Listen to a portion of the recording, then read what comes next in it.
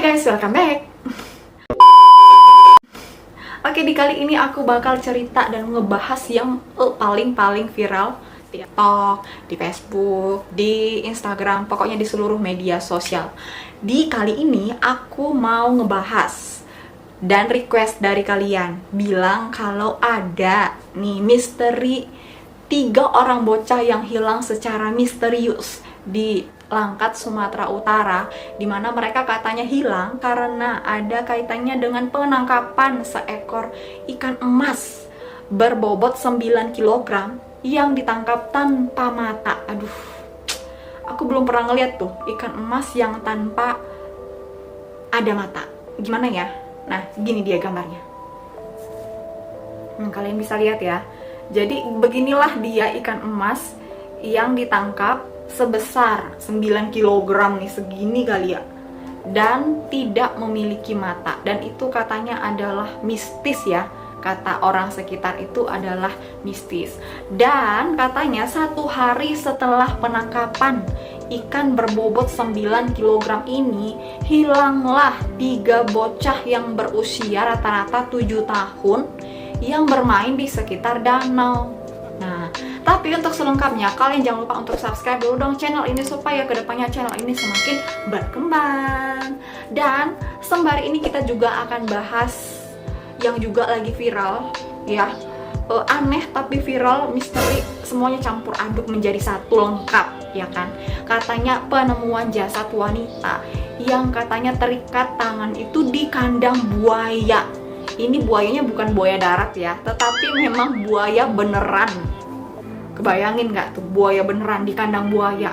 Tapi katanya sih nggak dimakan buaya ya, hanya penemuan mayat wanita aja di sekitaran kandang buaya. Aduh, gimana ya?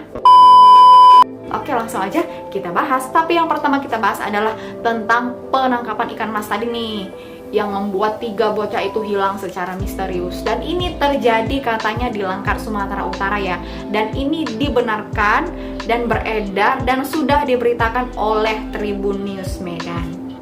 Katanya awalnya itu bocah ini bermain dilihat oleh masyarakat itu sekitar pagi-pagi lah, jam 10-an gitu, di sekitar bekas kerukan timbunan tanah nih. Jadi di situ katanya ada ingin membangun parit pakai alat-alat besar ekskavator itu. Nah, anak-anak ini bermain di sekitaran situ gitu, tapi di dekat danau itu juga. Dan katanya masyarakat hanya melihat pagi-pagi aja. Tetapi pada saat mereka itu nih kan, kalau anak-anak kan biasanya main sampai sore ya. Dan ketika mereka main-main dan berjalan menuju jalan di Palang Kembar nih, katanya itu di dekat PT LNK itu di Sumut.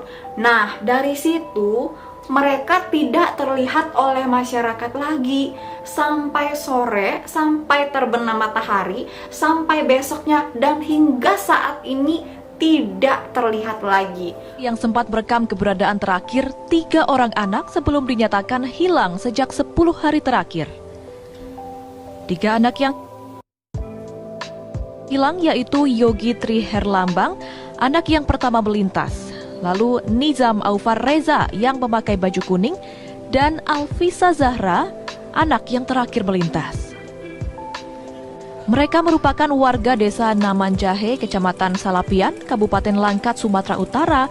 Bekas jejaknya aja itu nggak kelihatan. Nah, betul-betul misterius. Dan inilah yang dikaitkan oleh masyarakat dengan nih penangkapan ikan mas tadi yang 9 kg yang ditangkap oleh masyarakat yang tanpa mata. Jadi katanya menurut warga sekitar, penghuni danau tersebut di sekitaran yang kerukan tanah tadi itu merasa terusik. Jadilah kejadian misterius seperti itu gitu. Jadi oleh dari kejadian ini katanya sebagian warga ya, dan penghuni dan sebagian pokoknya semua warga ikut berpartisipasi, termasuk nih polisi, elemen dari Polres Langkat, Koramil, BPPPD, Basarnas, Tagana, warga, dan ormas dan relawan dikerahkan untuk mencari bocah tersebut. Tidak hanya mereka yang turut ikut andil, tetapi bahkan anjing pelacak pun sudah diturunkan nih dari Polda Sumatera Utara untuk melacak di mana sih Kalau misalnya anjing pelacak itu kan bisa mengendus ya kan, mengendus bau-bau dari maksudnya manusia gitu. Jadi udah diturunkan untuk membantu melihat di mana sebenarnya keberadaan dari korban gitu ya kan. Dan tidak hanya itu. Nah, mereka juga memanggil nih katanya para ustadz, abis itu para normal untuk kata masyarakat sekitar sih, kan adanya kepercayaan ya. Kalau misalnya di Indonesia itu kepercayaan apanya begitu sangat kuat, katanya ya udah dibuat aja tuh ritual pelepasan ikan nih gambar kayak gini ya. Jadi dibuat ritual pelepasan ikan emas kembali ke danau supaya penghuninya itu nggak ngambek lagi nih ceritanya, supaya dikasih petunjuk di mana sebenarnya 3 bocah yang hilang secara misteri itu gitu. Dan katanya sampai detik ini ya bocah itu ya belum ditemukan juga gitu. Jadi aduh, dan katanya itu masyarakat itu dan para orang tuanya itu sebenarnya sudah berusaha nih untuk mencari itu anak, tapi belum diketemukan juga. Kalau menurut kalian gimana sih? Masih percaya sih kalian sama yang namanya mistis? Tapi kalau aku bilang mistis itu percaya nggak percaya ya, ketika mistis itu hal goib, ilmu hitam lah ya, dipertemukan dengan logika kita dan era zaman global digital yang sekarang. Maksudnya ya nggak mungkin banget. Tapi ya percaya nggak percaya memang ada gitu ya kan. Sampai-sampai buktinya selama ini kita bisa lihat seperti gambar ini ya, video ini aku kasih. Banyak banget contohnya penampakan oleh alat elektronik seperti handphone, CCTV yang memperlihatkan penampakan dari makhluk halus lah, tuyul lah, kuntilanak lah, apa segala macam yang memperlihatkan kan yang nunjukin ya kalau misalnya makhluk halus juga pengen muncul gitu di era digital gitu kan, pengen ini loh kami gitu. Jadi kan ya percaya nggak percaya sih ya, coba deh kalian komen kalian gimana sih, percaya atau enggak, dan alasannya itu apa. Mungkin kalian punya pengalaman yang gitu kali ya. Dan oke, kita akan langsung bahas ke wanita yang ditemukan nih terikat tangannya itu di kandang buaya. Oh my god, bisa nggak sih kalian bayangin di kandang buaya? Kalau buayanya buaya darat ya nggak apa-apa, ini buaya yang kayak gini. Duh. Nah, katanya nih itu berawal dari kenapa bisa di kandang buaya ya kan. Kita pun kadang loh kok langsung dibuang ke kandang buaya ya kan. Nah, ternyata katanya awalnya itu yang dibunuh ini kan adalah FS ya, adalah seorang wanita. Kita buat aja FS namanya. Ini terjadi di provinsi Kalimantan Timur ya, di Kabupaten Berau. Jadi katanya FS ini adalah salah satu pegawai di kafe. Jadi dia itu nggak orang asli dari Kalimantan. Dia itu adalah seorang yang dia perantau dari Jawa. Dia katanya sudah menikah dengan suaminya pastinya ya. Suaminya tidak terlalu diekspos. Katanya dia sudah memiliki anak berusia 9 bulan. Nah, katanya si FS ini bekerja di kafe, mungkin berkaitan dengan salah satu karaoke. Nah, katanya ternyata si FS ini dan yang membunuh si FS ini kan namanya SA, usianya 34 tahun, sedangkan SA ini 25 tahun. Katanya mereka ini memiliki hubungan gelap, alias mungkin si FS ini ya dalam arti kutip itu adalah seorang wanita panggilan. Nah, katanya si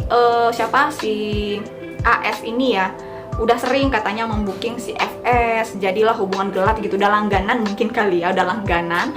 Jadi katanya itu berawal dari ya udah ketika udah menemani nih si karaoke nih sama si FS nih sama si SA ini kan, abis itu katanya dia diajak tuh keluar.